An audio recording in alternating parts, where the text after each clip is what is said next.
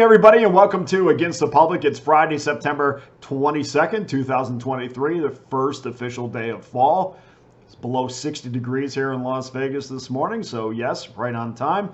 We're the only 5-minute segment that combs through early betting patterns by the public, tells you exactly where the money is going and where those wagers are a little bit misguided. We'll go through 5 games each day where I feel like the public is headed for a ripped up ticket. And last night, man, what a great night. We found 4 winners in 5 games, brings our overall record to 11-4. The Giants just couldn't get there for us. That's okay. We took a plus money shot on that.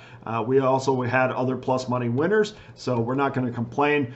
Betting public overall last night was 5-4 in involving decisions that were 50% of the, or getting 50% or more of the money. And you think that's great. Well, 5-4, and it is great, but it's great for the house. It's great that the majority of people walked away with winning tickets, but overall financially, they won 1.04 units. So the house wins last night financially, the public wins with a 5-4 record. That brings their season total to 1,207 wins, 1,051 losses, good for 54% winning percentage. But again, the house wins, minus 41.91 units for the public this year, despite that winning record, which makes Major League Baseball very difficult to wager on. So I went this morning to kind of look at, well, where are the public losing the majority of their wagers? In fact, they're winning the majority of the wagers, but where are they losing the money? And it's right in that sweet spot of 70% or more of the money coming in. That's where they're losing, and that makes a lot of sense. If a team or a total is getting 70% or more of the public money, the record is 656 and 574, 53% winners. But we know betting this sport, 53% winners is going to be a win for the house, and it certainly is. They're up 63.85 units on a 1-unit wager this year. So public wins win-loss record. The house wins where it matters in the money. Before we get started, guys, I just want to remind everybody, I got my 3-pack of college football games up there right now. Wisconsin, Purdue, Air Force, San Jose State, Boise State, SDSU tonight, San Diego State.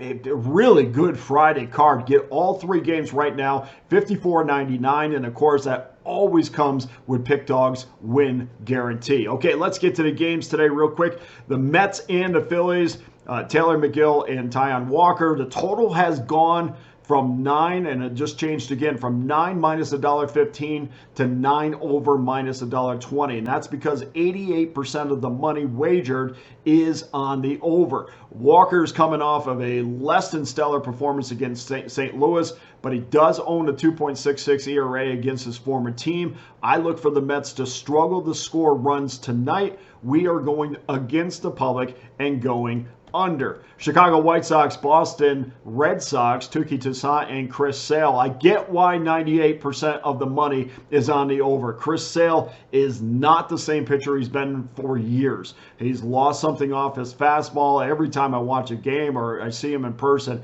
you could tell he's about 3 to 5 miles off of where he was when he peaked as a pitcher. But we are getting some plus money on the under. This is a classic betting pattern, guys, where Boston gave up 15 runs to Texas. The White Sox allowed 13 to Washington.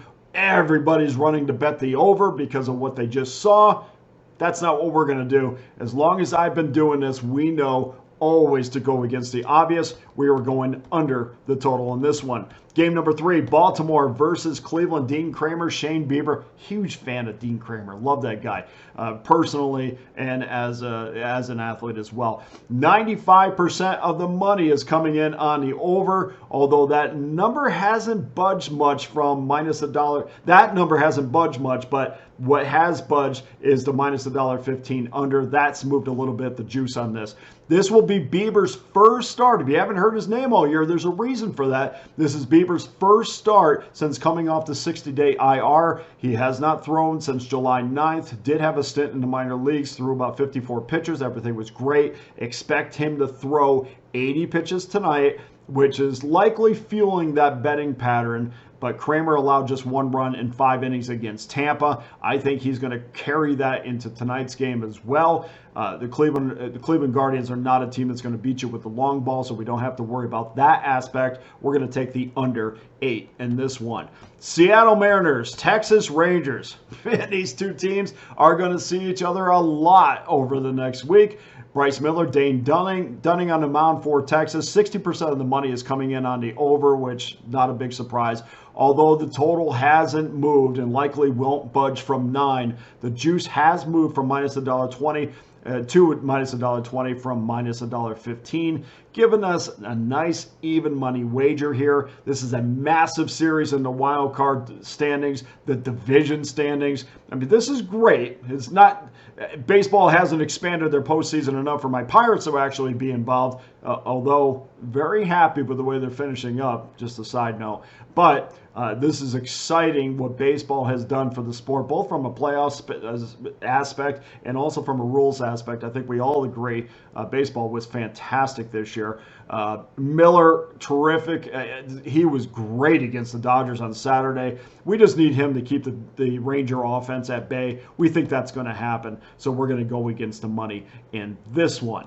And then finally, Detroit Tigers at the Oakland Athletics. I'm going to give you this selection with a heavy, I'm shaking a little bit. Sawyer Gipson long versus Ken Waldichuk. And as we see on most nights, 91% of the wagers are on the Texas Rangers. And that's not to say on most nights they're betting Texas. On most nights they're betting against Oakland. The send-out number has moved from minus $1.31 to minus $1.41. Our only goal in this series, which I think is a series that we can do this in, is to get a plus money winner and then get out of the series. We're going to try to do that tonight. If the A's get runs early, that's a great sign because the Tiger starters have been absolutely sensational since the middle of August. And remember, though, Waldichuk has faced Detroit before. He pitched well. I think it was June or July, and long middle relief held him at bay. So we're going to go with that tonight. I feel good about the plus money. Plus, I thought this plus money would be a little bit more. Maybe the odds makers are telling us this is the night to jump on the Oakland A's, which we're going to do. And I'm cringing to say that, but we'll see. Okay, this is a recap of our picks today. Baltimore, Cleveland, under 8. Oakland, plus $1.21. Seattle, Texas, under 9. White Sox, Red Sox, under 9. Mets, Philadelphia, under 9. Seems to be an under theme today. That's it. All 5 games. Okay, so that does it for today's Against the Public show. Remember, guys, go to my Pickdawgz page, I guess you will, on pickdawgz.com. Get my college football 3-pack for $54.99, or purchase my MLB card, which is up there as well. All the individual games are up there. Every play comes with our guaranteed policy, which means if you lose, you'll get an immediate site credit on the website for another handicapper, or you can come back and join me again if things don't work out tonight. Either way, make sure to get involved. Thank you for everybody with the great comments that are being left on YouTube. I really appreciate it. Put a lot of work into this, and let's go and get some winners tonight. We've done well so far, but let's pad that college football bankroll tonight. Thanks for joining us on Dana Lane. We'll see you tomorrow.